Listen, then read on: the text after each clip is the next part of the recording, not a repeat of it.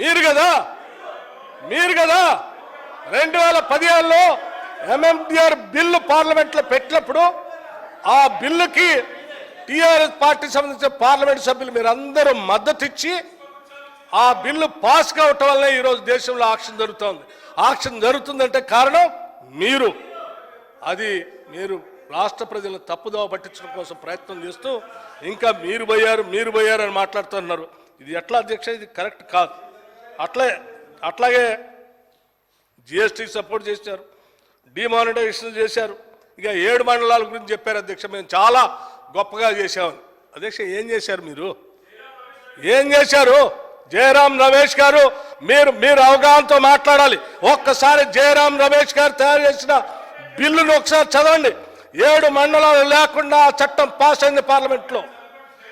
నేనే చెప్తున్నాను, నేను ఉన్నాను కాబట్టి. మీరు ఒకసారి చదవండి మళ్ళీ ఆ బిల్లు ప్రవేశపెట్టిన దాంట్లో ఏపీ రీఆర్గనైజేషన్ సంబంధించిన బిల్లు పాస్ అయిన దాంట్లో 7 మండలాలు తొలగించి బిల్లు పాస్ చేశారు అధ్యక్ష. 7 మండలాలు తెలంగాణకి ఉంచారు. రాష్ట్ర విభజన జరిగింది, మీరు ముఖ్యమంత్రి అయ్యారు. చాలే నేను ముఖ్యమంత్రి అయ్యాను, ఆ పాప అమాయకులైన గిరిజనులు 2 లక్షల ఎకరాలు పోయినా పర్లేదు, 7 మండలాలు ఏమైనా పర్లేదు అని చెప్పి గాలికి వదిలేశారు. వాళ్ళు ఏంటి ఆర్డినెన్స్ తీసుకొని వచ్చి 7 మండలాలు అప్పనంగా ఆంధ్ర కలిపితే కనీసం మాట మాత్రమే మాట్లాడలేదు. ఏదో తూతూ మంత్రంగా ఒక రిజల్యూషన్ పాస్ చేసి గాలికి వదిలేశారు తప్ప మీరు ఆ తర్వాత ఏం చేశారు అసలు దాని మీద? 10 ఏళ్ళు ఎప్పుడైనా ఢిల్లీ పోయారా? మీరు రిజల్యూషన్లో ఏం చెప్పారు? నేను ఆ రోజు అక్కడే కూర్చొని మాట్లాడాను. మీరేం చెప్పారు రిజల్యూషన్లో? రిజల్యూషన్ పాస్ అయిన తర్వాత సభలో ఉన్నటువంటి అన్ని పక్షాలు తీసుకొని ఢిల్లీ పోతా అన్నారు. ఢిల్లీలో పెద్ద ఎత్తున యుద్ధం చేద్దాం అన్నారు. చేశారా? తీసుకెళ్లారా? కనీసం మీరు పోయి ఎప్పుడైనా రిప్రజెంట్ చేశారా? లేదే. పూర్తి 7 మండలాలు గాలికి వదిలేశారు అధ్యక్ష. ఇవాళ ఆ 7 మండలాల్లో ఉన్నటువంటి వేలాది మంది గిరిజన సోదరులు లక్షలాది ఎకరాలు మునిగిపోతున్నాయంటే దానికి కారణం వీళ్ళే అధ్యక్ష. ఈ టీఆర్ఎస్ బీజేపీ కలిసి ఈరోజు తెలంగాణ రాష్ట్రానికి ఉన్నటువంటి 7 మండలాలు మనకు లేకుండా చేశారు. ఇంకా తగుదనమ్మా అని 7 మండలాల కోసం పెద్ద ఎత్తున పోరాటం చేశారని చెప్తున్నారు. దాంతోపాటు ఇంకోటి కూడా చెప్పారు అధ్యక్ష. డిప్యూటీ సీఎం గారు ఫైనాన్స్ మినిస్టర్ మొన్నే పోయి పంపులు గట్ట స్విచ్ ఆన్ చేసి వచ్చారు. సీతారామ ప్రాజెక్టు మేము బ్రహ్మాండంగా కట్టామని. ఏం కట్టారు అధ్యక్ష? సీతారామ ప్రాజెక్ట్ మీరు బ్రహ్మాండంగా కట్టారా? అరే సీతారామ ప్రాజెక్ట్ కంటే ముందున్నటువంటి ఇందిరా సాగర్, రాజీవ్ సాగర్ కేవలం 1400 కోట్లతో అయిపోయి 1450 కోట్లతో అయ్యేటువంటి ప్రాజెక్ట్ ని రీడిజైన్ చేసి 20,000 కోట్లకు పెంచి ఇప్పటికే 7 నుంచి 8,000 కోట్ల రూపాయలు ఖర్చు పెట్టి ఒక్క ఎకరానికి కూడా నీళ్లు లేకుండా అన్యాయంగా ఖర్చు అవుతా ఉంటే నేను ఉప ముఖ్యమంత్రిగా, ఫైనాన్స్ మినిస్టర్గా, వ్యవసాయ శాఖ మంత్రిగా, రాష్ట్ర ముఖ్యమంత్రి రేవంత్ రెడ్డి గారు, ఇరిగేషన్ మంత్రి గారు, మీరు అందరూ ఇంత సీనియర్ శాసనసభ్యులు మీరు కొత్త వారికి ఆదర్శం కావాలి. మీరే రన్నింగ్ కామెంటరీ చేసి 20,000 కోట్లు పెంచారు. అందరికి ఆదర్శం కావాలి కేటీఆర్ గారు. మీరు ఇప్పటికే 20,000 కామెంటరీ మీరే చేస్తే వాళ్ళేమనాలి? ఇదంతా ధనవంతులు తెలంగాణ ప్రజలే. ప్లీజ్ కూర్చోండి. ఏదో రకంగా రాష్ట్ర ప్రయోజనాలు తీసుకొని రావాలని చెప్పి ఆ కట్టిన దాంట్లోంచి ఇంకా 1,000 కోట్లు ఖర్చు పెట్టినా నీళ్లు ఇచ్చే పరిస్థితి లేనప్పుడు ఆలోచన చేసి నేను పూర్తి అవుతారన్నమాట. Please sit down. Please resume sir. I request please resume sir. అధ్యక్ష, మేము ఆలోచన చేసి ముఖ్యమంత్రి గారు భద్రాచలం వచ్చిన తర్వాత అక్కడ కూర్చొని ఆ ఖమ్మం జిల్లాలో ఉన్నటువంటి ఇరిగేషన్ ప్రాజెక్టులు రివ్యూ చేసి 1,000 కోట్లు ఖర్చు పెట్టామే, ప్రజాధనం దుర్వినియోగం అయిపోతుంది, దీంట్లోంచి ఎంతో కొంత ప్రయోజనం వచ్చేటట్టుగా చూడండి అని చెప్పి అందుబాటులో ఉన్నటువంటి ఆలోచనలన్నింటినీ తీసుకొని కేవలం 70 కోట్ల రూపాయలతో అదనంగా ఒక లింక్ కెనాల్ కలిపి దాన్ని ఎన్ఎస్పి కెనాల్కి అనుసంధానం చేసి వైరా ప్రాజెక్టుకి అనుసంధానం చేసి ఆ ఎన్ఎస్పి అంటే లెఫ్ట్ అనుసంధానం చేసి లక్షల ఎకరాలకి కేవలం 70 కోట్ల రూపాయలతో నీళ్లు ఇచ్చే కార్యక్రమాన్ని మేము చేపట్టాం. కేవలం 70 కోట్ల రూపాయలతోనే 8,000 కోట్లు ఖర్చు పెట్టారు. ఒక్క ఎకరానికి కూడా నీళ్ళు ఎందుకు లేపారు అధ్యక్ష? అన్నీ చేసినవన్నీ చేస్తూ ఇంకా మళ్ళీ తౌదినమ్మ అని మాట్లాడుతూ ఉంటే తప్పనిసరి పరిస్థితుల్లో నేను గుర్తు చేస్తా ఉన్నాను అధ్యక్ష. అట్లాగే అధ్యక్ష ఇంకో మాట కూడా అన్నారు అధ్యక్ష. వారు మాట్లాడుతూ రాష్ట్ర ప్రయోజనాల కోసం అట మీరంతా తీర్మానం చేయండి, మీరందరూ కలిసి పార్లమెంట్ సభ్యులు మీరు మంత్రులందరూ పోయి ఢిల్లీలో సచ్చేదాకా కూర్చోండి. ఏంటి సచ్చేదాకా కూర్చునేది? ఇదేం ఆలోచన అండి? ఇదేం ఆలోచన? ముఖ్యమంత్రి మంత్రులు సచ్చేదాకా కూర్చోండి అని చెప్పేటువంటి ఇదెక్కడ ఆలోచన? ఈ ఆలోచన కరెక్ట్ కాదు. ఇది దయచేసి హెల్దీ అపోజిషన్గా ఉండాల్సిందిగా నేను మీరు కోరుతూ రాష్ట్ర ప్రయోజనాల కోసం మీరు చేయాల్సినన్ని మీరు చెప్పాల్సిన సూచనలు ఉంటే తప్పనిసరిగా మేము వాటిని ముందు తీసుకొని పోతాం అధ్యక్ష. రెండో ఆలోచన ఏం లేదు. మీరు కూడా దయచేసి రాష్ట్ర ప్రయోజనాల కోసం కలిసి రావటం కోసం ప్రయత్నం చేస్తే మేము ఢిల్లీ రిజల్యూషన్ ఇప్పుడు నేను కూడా మీ అందరి తరఫున అందరి ఆలోచన తర్వాత చర్చకు పెట్టినటువంటి ముఖ్య సభానాయకుడు గారు నేను కూడా కోరుతా ఉన్నాను. ఇది రాష్ట్ర ప్రయోజన అవసరం చూచా తప్పనిసరిగా మీరు రిజల్యూషన్ పెట్టండి. అవసరమైంది రాష్ట్ర అవసరాల కోసం ఈ రాష్ట్రంలో ఉన్నటువంటి అన్ని పక్షాల నాయకుల్ని రాష్ట్ర ప్రయోజనాలే పరమావధిగా పెట్టుకున్న అన్ని రాజకీయ పార్టీలు రాజకీయ ప్రయోజనాల కంటే ముందు మనందరికీ రాష్ట్ర ప్రయోజనాలు ముఖ్యంగా ఉండాలి.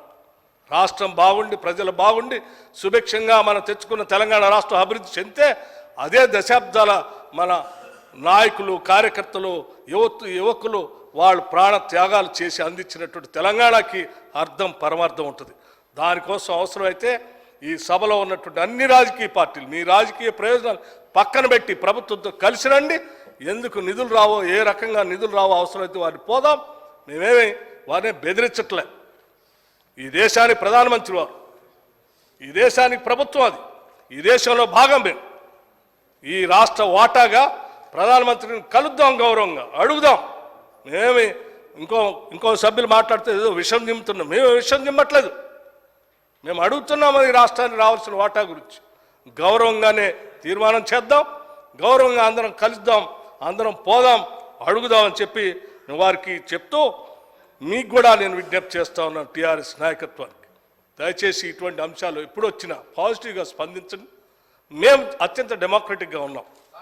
ప్రధాన ప్రతిపక్ష పార్టీగా మేము గౌరవించడానికి సిద్ధంగా ఉన్నాం. ఎందుకంటే గవర్నమెంట్ ఉండాలి, అపోజిషన్ ఉండాలి. మేము ట్రూ డెమోక్రట్స్. కాంగ్రెస్ పార్టీ ప్రజాస్వామ్యాన్ని అత్యంత బాధ్యతాయుతంగా నమ్ముతుంది, ఆచరిస్తుంది కూడా. ఆ రకంగానే మీకు కూడా మేము గౌరవం ఇస్తాం. ఇది మీ ద్వారా సభలో ఉన్నటువంటి పెద్దలందరికీ నేను తెలియజేస్తా ఉన్నాను అధ్యక్ష. వారితో పాటుగా మహేశ్వర్ రెడ్డి గారు మాట్లాడారు. మహేశ్వర్ రెడ్డి గారు బీజేపీ ఫ్లోర్ లీడర్, గౌరవ సీనియర్ శాసనసభ్యులు. ఈ రాష్ట్ర విభజన జరిగినప్పుడు ఆ విభజనలో ఈ రాష్ట్రానికి ఏ అంశాలు వాటాగా వస్తే బాగుంటాయో మాతో పాటు వారు కూడా ఉండి అవన్నీ ఉండాలని గట్టిగా వాదించినటువంటి గౌరవ శాసనసభ్యుడు వారు. నేను అనుకున్నాను ఈరోజు తప్పనిసరిగా రాష్ట్ర ప్రభుత్వం చేపట్టినటువంటి అంశం భారతీయ జనతా పార్టీ సంబంధించినటువంటి ఫ్లోర్ లీడర్గా నా వంతు నేను ప్రయత్నం చేస్తాను, కేంద్ర ప్రభుత్వం దృష్టికి తీసుకెళ్తానని చెప్పి వారు చెప్తారేమో, మన అందరికీ మద్దతు ఇస్తారేమని ఆశించాం. కానీ వారు మొదలుపెట్టిన దగ్గర నుంచి ఒకటే మాట్లాడారు. మీరు విషయం నింపుతా ఉన్నారు, రాష్ట్ర ప్రయోజనాల గురించి మాట్లాడలేదు. దేశంలో అక్కడిచ్చి ఆంధ్ర ఇచ్చిన వాళ్ళకి ఇచ్చినందుకు మీకెందుకు బాధ, లేకపోతే బీహార్ ఇచ్చిన వాళ్ళు మీకెందుకు బాధ? మాకు మీరు ఎవరికి ఇచ్చినా మాకేం బాధ లేదు అధ్యక్ష. అందరికీ ఇవ్వండి, మాకెందుకు ఇవ్వలేదనే బాధ మాకు కూడా ఇవ్వండి వాళ్ళతో పాటు. అదే మేము అడిగేది. ముఖ్యంగా మాకు ఇంకా ఎక్కువ రావాలి వాళ్ళకంటే, అవి ఎక్కువగా ఇవ్వండి అని అడుగుతా ఉన్నాను. వారికి నేను కూడా ప్రత్యేకంగా వారికి విజ్ఞప్తి చేస్తా ఉన్నాను అధ్యక్ష. రాష్ట్ర ప్రయోజనాలు పరమావధిగా పెట్టుకొని మీరు ఏకగ్రీవ తీర్మానం చేసేదానికి మీరు కూడా ముందుకొచ్చి తీసుకొని పోవాలని చెప్తా ఉన్నాను అధ్యక్ష. అట్లాగే వారు ఇంకో మాట కూడా అన్నారు, మీరు చాలా అడుగుతూ ఉన్నారు కానీ ఏమడిగారు ఒట్టొట్టిగా అడిగి వస్తున్నారు. ఏమడగలేదు అధ్యక్ష. నేను ముఖ్యమంత్రి గారు ప్రత్యేకంగా ప్రధానమంత్రి గారిని టైం తీసుకొని 2 సార్లు కలిసి అడిగాం అధ్యక్ష. మిగతా మంత్రులు కూడా అమిత్ షా గారిని కలిసాం, మిగతా పెట్రోలియం మంత్రి గారిని కలిసాం, లేకపోతే వాటర్ రిసోర్సెస్ మంత్రి గారిని కలిసాం, ఇతరత్ర మంత్రులు అందరినీ కలిసాం. కలిసిన ప్రతిసారి రాష్ట్ర ప్రయోజనాల గురించే ఇచ్చాం. రాతపూర్వకంగా ఇవ్వటం కాదు. వారు ఇంకో అన్నారు మూసీ రిజర్వేషన్ గురించి అడుగుతా ఉన్నారు, ఏంటి ఒక పెద్ద స్కామ్ చేద్దామని. ఏం స్కామ్ చేస్తామని మూసీ రిజర్వేషన్ అంటే మేము అడిగింది ఏంటి, హైదరాబాద్ నగరంలో ఒక పెద్ద మణిహారం లాగా మధ్య నుంచి పారుతూ ఉంది. దశాబ్దాలుగా ఉన్నటువంటి కాలుష్యం వల్ల అది కలుషితం అయిపోయింది. దాన్ని బాగు చేసుకుని హైదరాబాద్ నగరానికి ఒక అద్భుతమైనటువంటి ఒక కార్యక్రమాన్ని అందిస్తే హైదరాబాద్ నగరం గ్లోబల్ సిటీగా పెరిగినటువంటి కార్యక్రమంలో ఇంటర్నేషనల్గా మంచి పేరు వస్తుంది.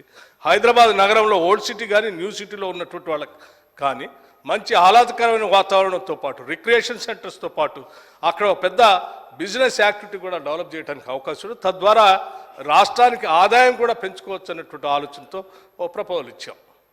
ఆ ప్రపోజల్ ఎటువంటిది, మీరు శబర్మతి దగ్గర చేసినటువంటి ప్రపోజల్, గంగా నది శుద్ధి కోసం చేసినటువంటిది, లేకపోతే ఆడ లండన్లో ఉన్నటువంటి థేమ్స్ నది పక్కన ఉన్నటువంటి వెస్ట్ మినిస్టర్ పార్లమెంటు పక్కనే ఉండి ఎట్లా అయితే ప్రపంచవ్యాప్తంగా పర్యాటకుల్ని ఆకర్షిస్తుందో ఆ స్థాయిలో హైదరాబాద్లో ఉన్నటువంటి మూసీ నదిని బాగా అభివృద్ధి చేయాలనేటువంటి ఆలోచనతో రాష్ట్ర ముఖ్యమంత్రి గారు వచ్చిన దగ్గర నుంచి దాన్ని ప్రయారిటీగా పెట్టుకొని ముందుకు పోతా ఉన్నారు.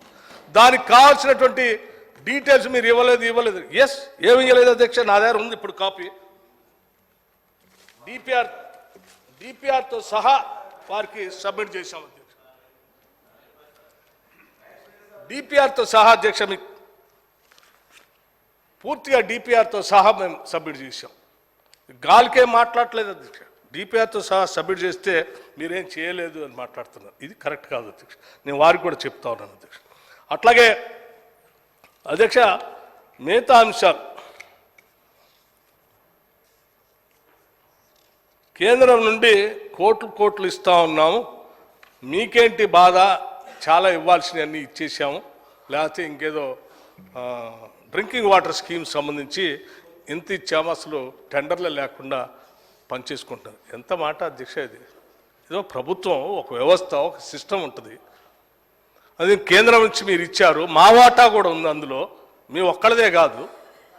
చాలా స్పష్టంగా ట్రాన్స్పరెంట్గా టెండర్స్ పిలిచి ఆ టెండర్స్ ద్వారా జరిగేటువంటి కార్యక్రమాన్ని అట్లా బ్లేటెంట్గా బ్లాంకెట్గా సభలో, నిండు సభలో ఆ రకంగా మాట్లాడటం కరెక్ట్ కాదని నేను భావిస్తూ ఉన్నాను అధ్యక్ష. దాన్ని రికార్డు నుంచి తొలగించాల్సింది కూడా నేను కోరుతా ఉన్నాను అధ్యక్ష. అట్లాగే అధ్యక్ష,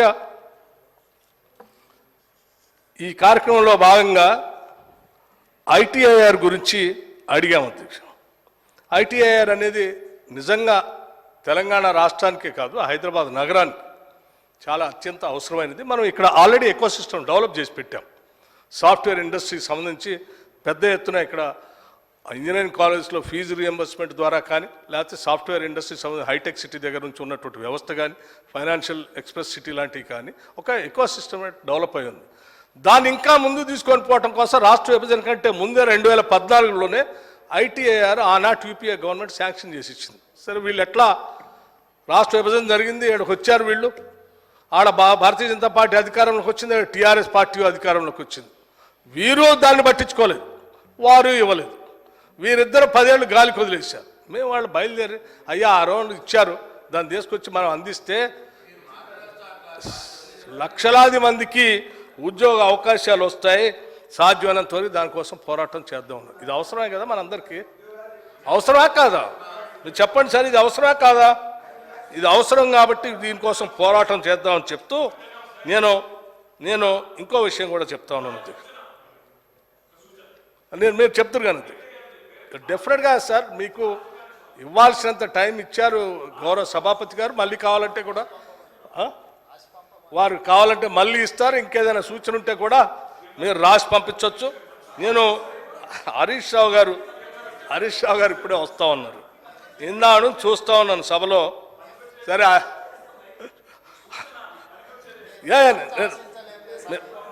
హరీష్ రావు గారు సభలో నేను చూస్తూ ఉన్నాను, మాట్లాడే ప్రతి సభ్యుడికి చిట్టీలు అందిస్తూ ఉన్నారు అధ్యక్ష.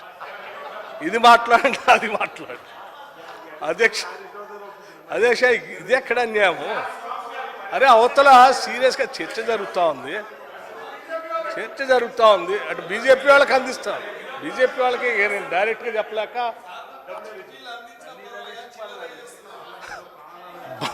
బీజేపీ వాళ్ళకి చిట్టీలు అందిస్తూ ఉన్నారు అధ్యక్ష. అందిస్తా ఉంటే సరే మా ఇద్దరం అంటే సరే వారు సీఎం నేను డిప్యూటీ సీఎం నాకు అందించిన అర్థం ఉంది. మీరేం బీఆర్ఎస్ వారేం బీజేపీ, ఎట్లా అది దానికి పొందలే కుదరట్లేదు కదా.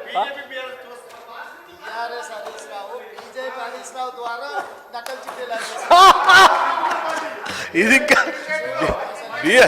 బీఆర్ఎస్ హరీష్ రావు గారు బీజేపీ డాక్టర్ హరీష్ రావు గారి ద్వారా బీజేపీ ఫ్లోర్ లీడర్కి చిట్టీలు అందిస్తా ఉన్నారు అధ్యక్ష. ఇది సమస్య.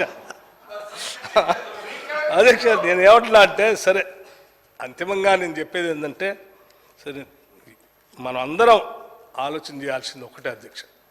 ఈరోజు పెట్టినటువంటి చర్చ రాష్ట్ర ప్రయోజనాల కోసం పెద్ద ఎత్తున ఆలోచన చేసి సభానాయకుడు పెట్టారు. ఈ అంశాన్ని మనం అందరం కూడా సీరియస్ తీసుకొని అంతిమంగా రాష్ట్ర ప్రయోజనాల కోసం నేను కూడా సభలో ఉన్నటువంటి గౌరవ సభ్యులందరి తరఫున కూడా సభానాయకులు గారిని కోరుతా ఉన్నాను, దయచేసి ఒక తీర్మానం పెట్టండి. ఆ తీర్మానం ఏకగ్రీవ తీర్మానం అందరూ మద్దతు ఇస్తారని నేను ఆశిస్తూ ఉన్నాను. ఏకగ్రీవ తీర్మానం చేయటం కాదు, అవసరమైతే ఇందా కేటీఆర్ గారు అన్నట్టు మీరు వస్తా అంటే మిమ్మల్ని కూడా తీసుకొని పోతాం, మాకేం అభ్యంతరం లేదు. మీలాగా మేము వదిలిపెట్టిపోము, అందరిని కలిపి తీసుకొని పోయి ప్రధానమంత్రి గారిని కలుద్దాం, కావలసినటువంటి మంత్రులు అందరిని కలుద్దాం. రాష్ట్ర ప్రయోజనాలే సార్ అధ్యక్ష, రాష్ట్ర ప్రయోజనాలే అంతిమ ప్రయోజనాలు. పర్లేదు సార్, ఒకవేళ లీడర్ ఆఫ్ అపోజిషన్ కేసీఆర్ గారు కూడా వస్తా అంటే కూడా తీసుకో